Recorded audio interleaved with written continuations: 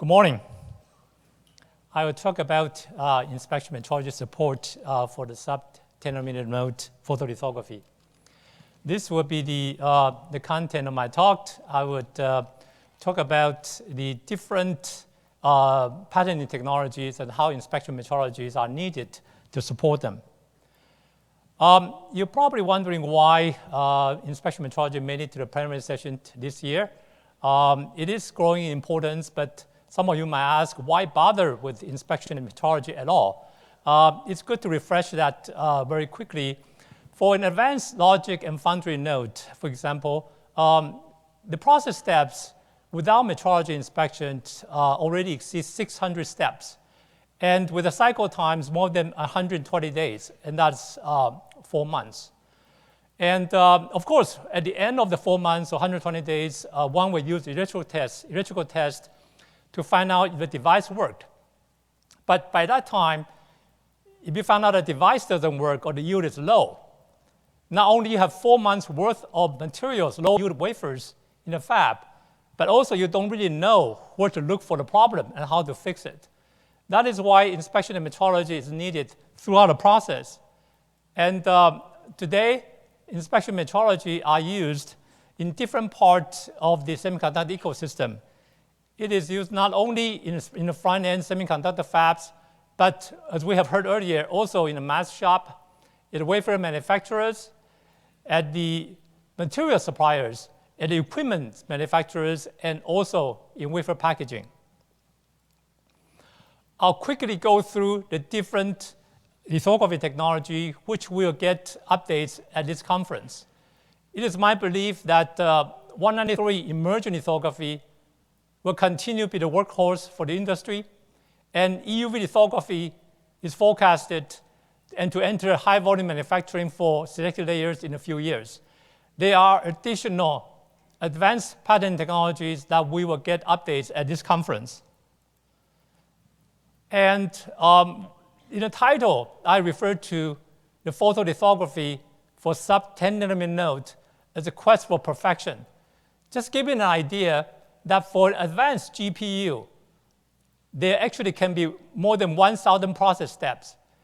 And if each process step has an average yield of 99.5%, after that 1,000 steps, the final yield is less than 1%.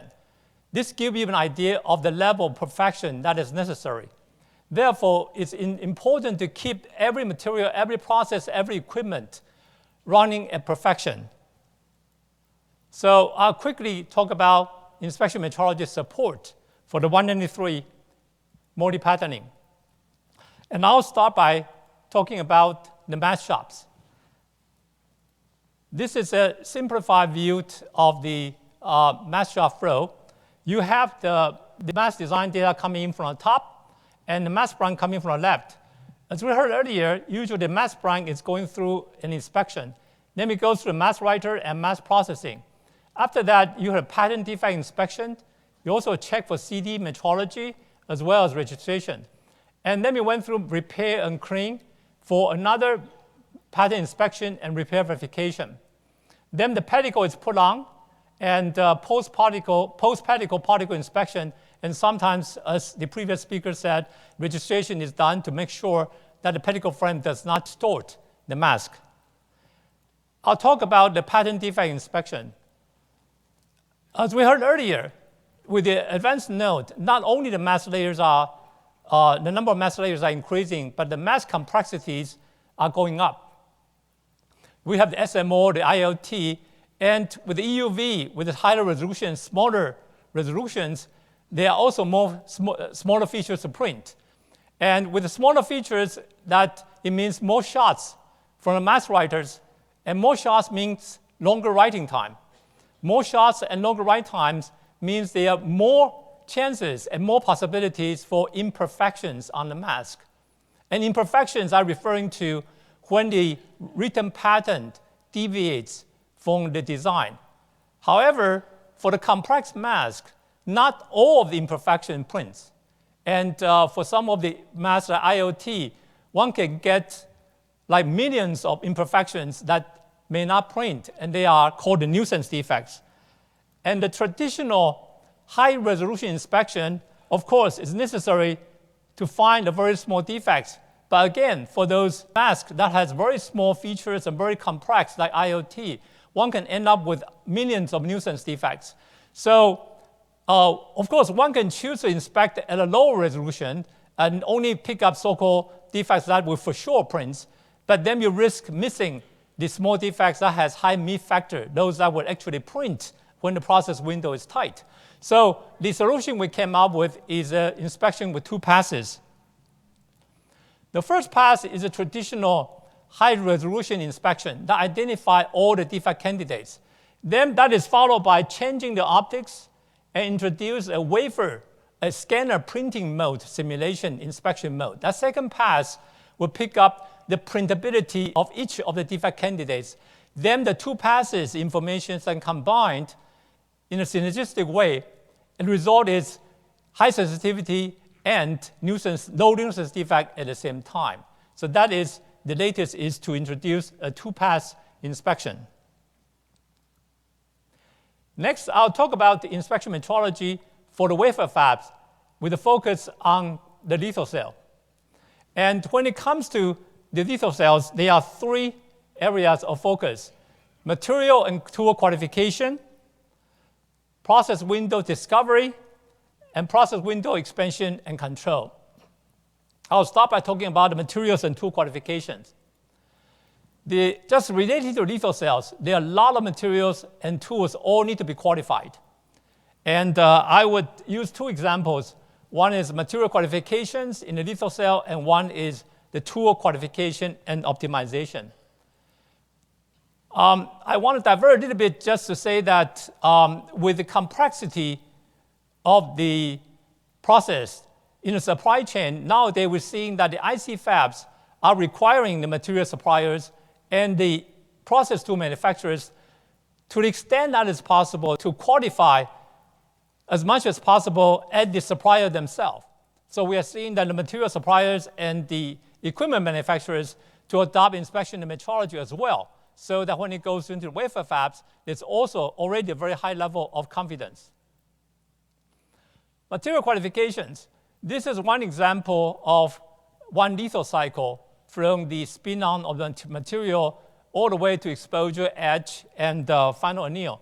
And you can see that this is a case where, of course, after one cycle, it's always wise to inspect the pattern wafer to see if there's any problems.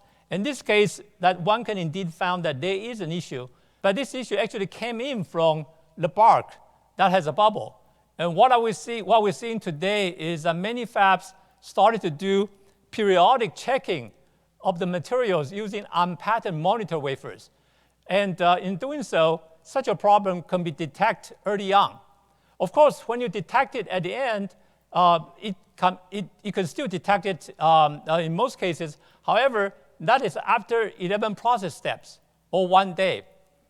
And we talk about the state-of-the-art scanner can print over 200 wafers per hour. And in 24 hours, that's 4,000 wafers that are affected by the low yield before the problem is detected, let alone being fixed. So what we're seeing is that using monitor wafer to qualify materials and tools periodically is becoming a new practice. This is one example of the tool qualification, where the metrology is actually done by a sensor wafer. The sensor wafer can measure temperature. The sensor wafer will go into exposure tool and categorize the temperature profile that a product wafer would see. In this case, you can see the temperature profile as the wafer goes through pre-aligned, load, and also going through exposure. And interestingly is that the yellow curve and the green curves are 2 different temperature profiles. By modifying or optimizing the temperature profile between the green and yellow curve, the overlay shift across the wafer can be significantly reduced. What we are seeing is, in addition to sensor wafer for the litho, there are also sensor wafers to optimize the etch chamber that goes into the etch chamber and optimize the profile, temperature profile, and distribution of an etch chamber. Next, I want to talk about process window. When it comes to process window, there are 3 phases. The process window discover, expand, and control. In discover, you use different design experiments to find out where the process window boundaries are. Then you do a root cause analysis to see what limits the process window and see if you can solve some of the problems and expand the process window. And once you have the process window to a satisfactory level, then you need to control it to maintain the process window.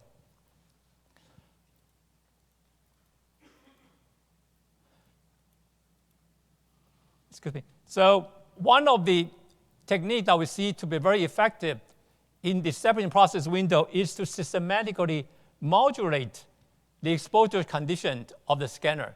Is to modulate on purpose the exposure condition of the scanner.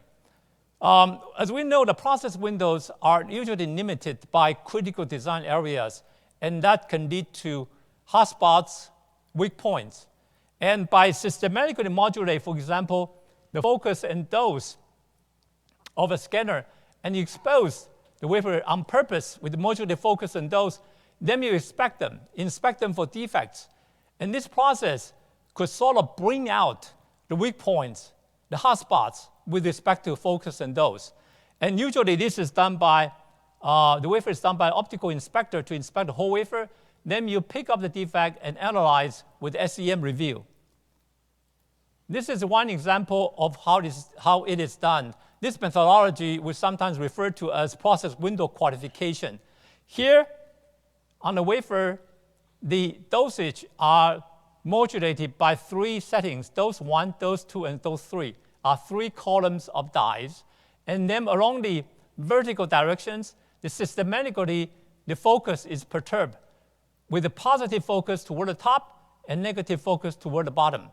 After such a wafer is exposed, developed, then is inspected. And this is the defect map.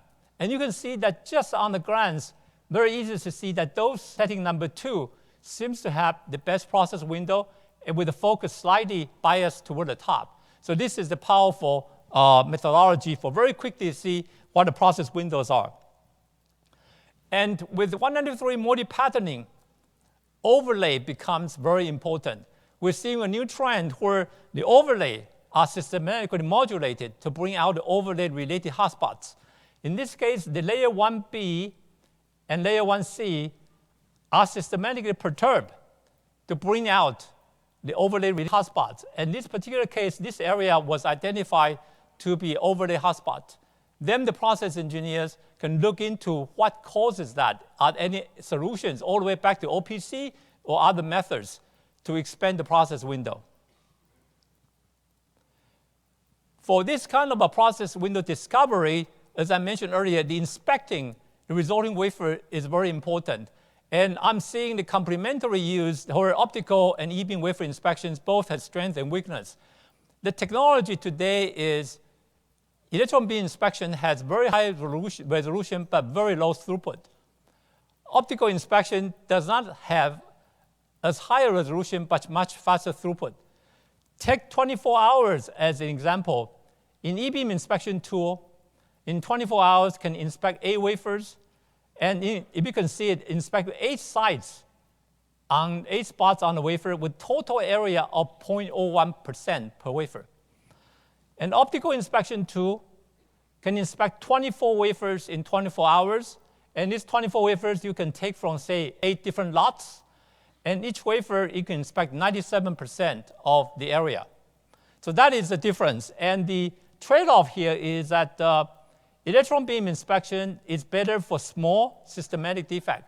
Systematic defects here, I refer to defects that repeats a lot. So even if you pick up a small area, you might be able to see it with high probability. There's another class of defect. It's called voltage contrast defect, which is not as important for litho, but it's important somewhere else in the process integration because the voltage contrast, only E-beam tools can see it. However, when it comes to random defects, for example, we do not know where it's going to happen, or wafer level signatures. For example, you see these kind of wafer level signatures, or wafer to wafer variation, where you see even with the same lot, there's wafer to wafer variations. And finally, lot to lot variation, where you see in different lots, the wafer condition is different. These require high-speed optical, high-resolution inspection to give you that area coverage. This chart shows the evolution of the data rate of the optical inspection tool versus the e-beam inspection tools. And the chart starting in 1995. Today, the optical inspection tool data rate is about 24.8 gigapixel per second. And electron beam tool, the rated data rate is 400 megapixel per second, a factor of 60 difference. The actual throughput difference is higher, much higher, because electron beam tool, to take advantage of the resolution, needs to use very small pixel sizes. Not only that, on top of that, because electrons charge particles, due to space charge effect and shot noise, the actual inspection speed, data rate of a high-resolution electron beam tool is much lower than even the rated data rate. Going forward, we are seeing multi-beam, e-beam inspection tools are under development. So in a few years, we may see the e-beam tools go up in data rate. However, they will still be significantly slower than optical inspection tools, because on top of that, the optical tool will also continue to increase in data rate. Next, I'll talk about process window expansion and control. As you can see, to control the process, a lot of inspection and metrology points are necessary. I will first highlight overlay metrology. For an advanced logic node, 7-nanometer node, the on-product overlay, the specification could be as tight as 2 nanometer. And that is like 10 silicon atoms. And the metrology tool to measure the 2 nanometer means the metrology tool needs to have a precision, total measurement uncertainty, only a fraction of that. That means not only the precision of the tool needs to be there, but also there are additional issues like accuracy, process variations, free matching, as well as target-to-device correlations. They all have to be addressed. And today, there are 3 different types of overlay technologies. There is the optical imaging-based overlay, there is calorimetry-based overlay, and there's SEM-based overlay. What we're seeing is that for litho R&D, in litho R&D, there are frequent changes. There could be frequent changes of film types and thickness. And imaging overlay is preferred because it does not require a precise model of the film. Once you enter production, depends on the layers, we found that the mix and match of imaging and scalerometry overlay seems to be most efficient. For memory makers, we're seeing that the imaging overlay is still the dominant or the majority of the technology used, because imaging overlay is better when you want to see through multiple layers of alignments or over multiple layers of overlay in the memory cells, as well as imaging overlay is more robust with respect to process variation. Imaging overlay and scalerometry overlay are both optical-based, and they have higher throughput than SEM-based overlay. However, both imaging and scalerometry are measuring overlay targets, and only SEM overlay measures the device itself. So we're seeing that the SEM overlay are usually or frequently used to calibrate from time to time the imaging and scalerometry overlay to calibrate the device to the target correlation. When it comes to layer damage, SEM-based overlay, because of the high energy, it has more chance of damaging, and that's an advantage of the optical-based overlay. Now, going forward to the sub-10 nanometer node, we're seeing the challenges for imaging overlay is how to achieve higher total measurement, reduce the total measurement uncertainty to keep up with the requirements, and so scalerometry overlay is how to deal with the process variation to become more robust.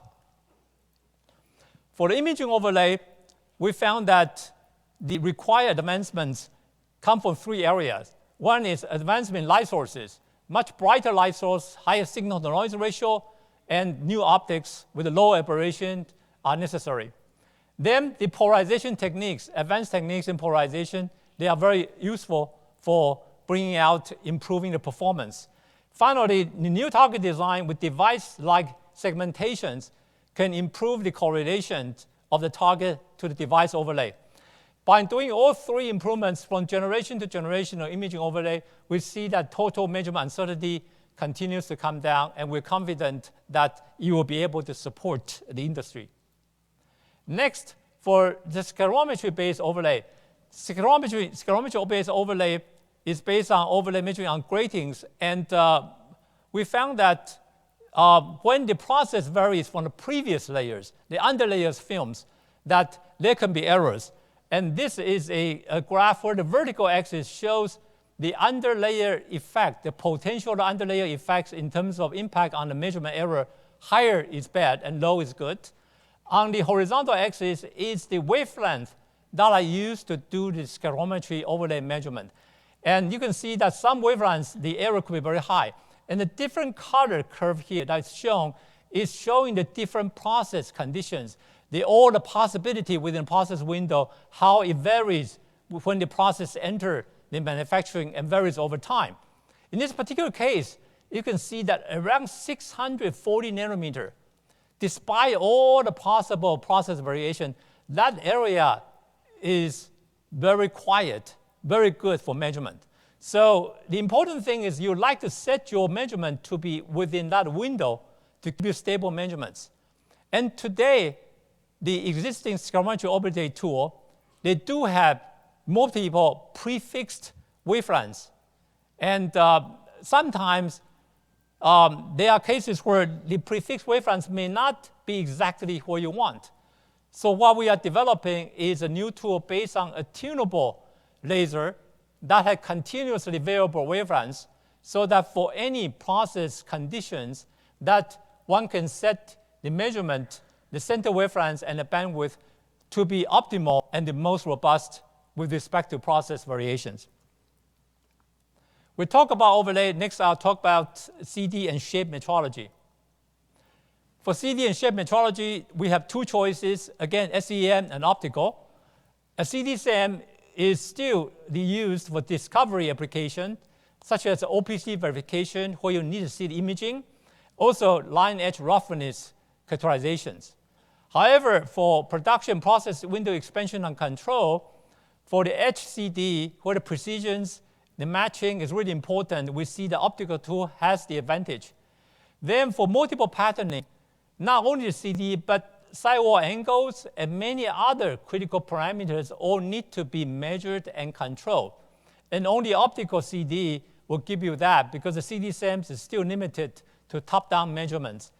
And for focus dose control, where it's desirable to decouple the effect of focus and dose, measuring multiple parameters allow you to decouple that and be able to control focus and dose. Now, going to the sub-10 nanometer node, optical CD, what are the major challenges? The major challenge we're seeing is the robustness for the isolated feature. What I mean by the isolated feature is that in sclerometry overlay, again, we are measuring gratings. And the grating density could be high or low. And low density gratings are used to simulate the isolated feature that you want to control. And as you imagine, when you have isolated feature, you tend to see more of the underlayers. And the existing generation of sclerometry CD, when the density is low, the errors tend to go up. What we found is that if we use more DBUV light, if we enhance the DBUV portion, we are less sensitive to the underlayers. Not only that, the DBUV also are more sensitive to the signals that we want to see. So by enhancing the DBUV and additional hardware and algorithm improvements, the next generation SCD, sclerometry CD, we see is that the error could stay below the specification across the density range. Now, in terms of what process window expansion and control, there are actually some inconvenient truth. One is the wafer coming in, they have different shapes variations, lot variations, wafer to wafer variations. And that some dies will fall out of the process windows. In addition, is that the wafer processes are not uniform across the wafer, and the edge dies tend to fall out of process window sooner. And I'll talk about inspection metrology to support these two areas. In terms of incoming wafer shape variability, today the traditional way is to use overlay feedback to the scanner to correct for the variation of incoming wafer. And we know that scanner can do pre-map and real-time corrections. It will slow down, unfortunately, sometimes slow down the scanner. And some wafers, the variations are so large that cannot be fully corrected by the scanner, and that can lead to low yield.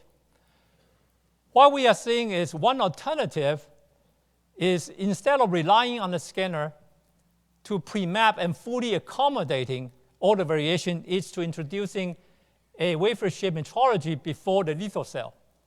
And the wafer shape metrology, the first thing it does is to provide feedback to the previous process and correct some of the issues and to correct them before going into the scanner.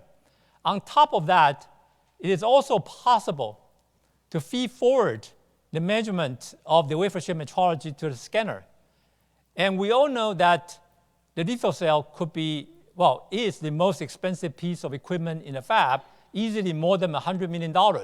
So if one could use another steps to not only improve the yield, but improve the efficiency of the scanner, it can easily pay for itself. This is one example for the DRAM, where by introducing the additional metrology step, the overlay variations are reduced by 35% and can lead to higher yields. For the edge die, as you know, that the edge die tend to have lower yield, and the yield tends to ramp up slower. And why is that? The reason is that edge die has a lot of issues that can affect edge dies. And just simply because edge die across the edge of the wafer, which is a discontinuity, and the edge die does not see as a symmetrical process conditions. So it's just a lot harder to keep up the yield of edge dies. And for edge dies, it's very important to fully understand the complex edge integration issue. You can see at the edge of the wafer how many film actually stacks. You have to manage that, and the shape of the edge. And having inspection and metrology tool catered to inspect and do measurement on edge is very useful. On top of that, we are seeing that in the case of optical metrology, having advanced multi-zone correction algorithms could significantly improve the overlay at the edge and improve yield. With this, I will move on to inspection metrology support for EUV lithography. As we heard earlier, for EUV lithography, the top 4 issues are EUV source, resist, mask pellicle, and mask defectivity. I'll touch on the pellicle-related issues and mask defectivity. This is a simplified view of the EUV mask shop flow, and on the surface, the mask shop flow looks very similar. I'll first touch on the EUV mask blank inspection. Today, EUV mask blanks are majority of them are done by DUV inspections, even though we started to see actinic blank inspection tools. And DUV mask inspection tools are equipped with phase contrast optics that enhance its ability to find EUV phase defects. Even though the DUV tools are not inspecting at the EUV wavelengths, it has a high enough sensitivity to find defects such as peak defects, bump defects, and other critical defects. And as we heard earlier, that because EUV masks are used in a refractive mode, it's possible to hide some of the mask blank defect under the observer. What it means is that high precision location accuracy of the defect location is important because they have to match to where the observers are. Next, I'll talk about a pattern defect inspection. And in EUV mask shops, again, there are 2 inspection points before pellicle, called pre-pellicle inspection. One after mask writing and mask processing. The other one is after repair and clean. Then there is a post-pellicle inspection that traditionally is to find the particle. But the EUV situation, pellicle, is still not clear, not a given that there will be pellicle, and we'll touch on that later. Today, the EUV patent, reticle patent inspections, majority of them are also done by DUV optical inspection tools. Going forward, I see 3 options. One is to continue innovation in the DUV optical technology. Optical technology will need new innovation to keep up with the resolution of the smaller nodes. Then there's a possibility if you become available of high throughput e-beam tools. Why high throughput is necessary? If it's only based on today's e-beam tool, it takes weeks to inspect a UV reticle because the throughput is too slow. And then, of course, when it's available, is actinic inspection tool. For the initial high volume manufacturing of EUV, which is forecasted to be within a year or two, we see that DUV reticle inspection tool will continue to be the workhorse. The signal to noise ratio point of view, that e-beam tool would have higher resolution. But in order to have higher signal to noise ratio that is necessary, the e-beam tool has to cope with shot noise and will have to run very slow, and that could lead to very high cost of inspection, and it will take a long time to inspect. The high volume manufacturing, initially I forecast that you may not have the pellicle ready. In that case, there will be more pellicles, so we don't have to worry about through pellicle inspection. And as I mentioned, the phase defect, the DUV tool will have phase enhancement mode and would have adequate sensitivities. Now, for EUV reticle inspection situation, for high volume manufacturing that are past the year 2020, we may have the additional options of multiple e-beam and actinic reticle inspection tools. A high resolution patterned actinic reticle inspection tool, the technology requires are high NA-UV optics with high magnification. The scanner has a magnification reduction ratio of 4, and for inspection, you're talking about magnification ratio of 500 to 1,000. So the magnification ratio is very different. And then you have a very high brightness source, ideally with high pulse rate. And then to be able to find a scanner phase defect, it's desirable to have the phase simulation mode of the scanner condition. Finally, for high throughput or adequate throughput, again, it needs a very high bright source with high pulse rate. On top of that, what's unique and needed is high-speed imaging sensor, EUV imaging sensor. It needs to have high quantum efficiency, and also that it has to be very robust with respect to EUV radiations. There'll be so much radiation on the sensor that the sensor has to be really robust. Assuming that all these technology breakthrough is successful, then one have to deal with the maturity and cost of ownership. Maturity-wise, we know that EUV scanner, being the new technology and being in a pioneer, has gone through 3 generations already and is not yet mature enough for high volume manufacturing. And one would hope that for actinic reticle inspection tool, that it can mature much faster when it becomes available. Now, the EUV pellicle selection can also affect the EUV reticle inspection options. And today, we heard from earlier talk that because optical lithography has pellicle for more than 20 years, it's a very successful practice. So it's highly desirable to have EUV pellicle. However, successful or satisfactory materials for EUV pellicle is not there yet. And we're seeing 3 options here as an example of the pellicle materials, and we'll hear more about them this week. So it depends on the pellicle selection. These are the different inspection options, if you would. For pre-pellicle, there are 2 high inspection points in mask shops. And because of pre-pellicle, all 3 technologies, DUV, e-beam, actinic, can be used. For post-pellicle inspection, there's one inspection that need to see through the pellicle to find if there are particle defects introduced by the pellicle process. In that case, the pellicle, there's a choice of removable and not removable. And under not removable, as I said, there are 3 different materials under considerations. And all the pellicle materials blocks electron beam. So e-beam is not an option for post-pellicle inspection for all types. However, for DUV, 2 out of 3 types are actually, the pellicles are transmissive enough that DUV can still be an option. Of course, actinic inspection sees through the pellicle and is an option for all the pellicles.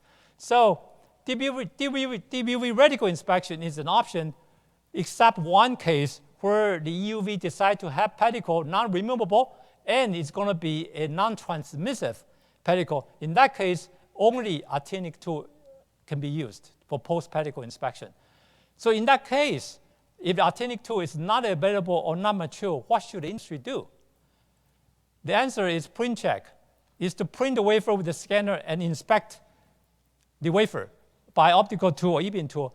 The downside is that the mask shop typically today do not have a UV scanner. So you have to be inspected in the fab.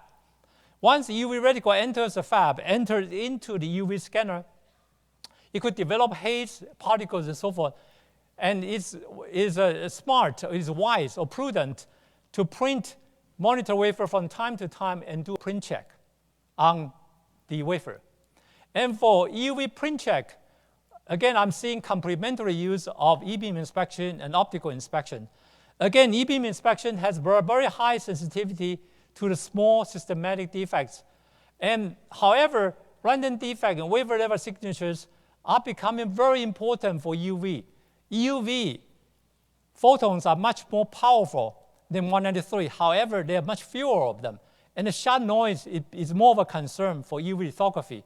And to inspect, to understand if the sharp noise level is acceptable or not, large area coverage is needed to get a statistically valid conclusion. And only optical tool has that kind of a throughput needed. And this is one use case where the e-beam and optical are used in a complementary ways for print check. You expose the wafer and you do a full wafer high resolution optical inspection. From that, for example, the user select 20 dies and 1,000 defects per die to understand where the issues are. And then 3 dies are further selected for e-beam full die inspection. This is how it can be done. And these are the print check applications which is done on the monitor wafer. And for EUV process integration, it's desirable to inspect other inspection points as well. And we're seeing that to use an optical tool, the optimal inspection wavefronts actually can depend on the layer that you want to inspect. For litho layer, the optimal wavefronts here is about 250, 230. For CMP, we found the optimal wavefronts about 230. And for edge, small contacts, the optimal wavefronts is about 190. So what it means that it's an advanced optical tool. One would like to have not only high resolution, but selectable wavefronts, about 190. And selectable wavefronts 190, such as optics did not exist before.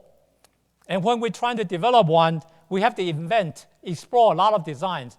You can see that a lot of designs being done are very innovative, or you could actually call crazy designs. And finally, we came out with a design in the center where it's manufacturable. And that is the tool that we are introducing. We call it a Gen 5, Generation 5.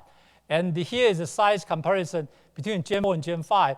Gen 4 is a deep UV broadband system down to 250. And then Gen 5 is extending from 190 to 250. And you can see just by the extension of that wavefront difference, the size and the complexity has gone up quite a bit. So I've talked about inspection metrology support for the EUV as well. I'll just quickly touch on the emerging lithography because I'm running out of time. For direct self-assemblies, defectivity overlay are important. And for nano imprint, again, defectivity overlay is also important. For direct write, what's interesting is because there's no reticle, design to wafer inspection will be necessary, but also how the sampling mechanism should be, the whole process monitoring will have to be established. Coming to the end of my talk, I talk about inspection metrology support for advanced patterning techniques. And we see that inspection and metrology are necessary throughout the IC manufacturing process. We touch on the need for a wide range of inspection and metrology technologies. We talk about optical versus e-beam wafer inspection. We talk about imaging scalerometry and SEM-based overlay. There's optical and e-beam CD shape metrology. We talk about deep UV, e-beam, and actinic UV reticle inspection. And we finally touch on optical and e-beam UV print check. The key is the optimal combination use of different inspection and metrology. How do you use them in the optimal way? So coming back to the title of my talk, inspection and metrology to support the quest for perfection. I believe we can achieve perfection by mastering the combination of imperfect pieces. Thank you.